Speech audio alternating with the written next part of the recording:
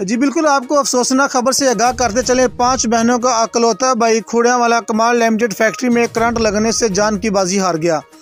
तफसीलात के मुताबिक खुड़ियांवाला में कमाल लिमिटेड फैक्ट्री में बारिश के दौरान जुमरे का रहायशी वकास नामी शख्स जुमे की नमाज अदा करने के बाद वापस अपने डिपार्टमेंट में जा रहा था कि बारिश के खड़े हुए पानी में करंट आने की वजह से जान की बाजी हार गया।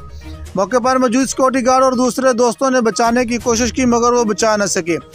फैक्ट्री में बिजली की तारों का नाकस इंतजाम होने की वजह से वकास करंट लगने से मौके पर ही जान की बाजी हार गया। वकास 5 बहनों का अकलौता भाई था और जुबान से गूंगा था, जिसकी लाश को खुड़ियांवाला अस्पताल में मुंतकिल कर दिया गया। ज़राए से यह भी मालूम हुआ है कि फैक्ट्री मैनेजमेंट इस मामले को दबाने की कोशिश कर रही है और फैक्ट्री में मुकम्मल छुट्टी का ऐलान भी कर दिया है।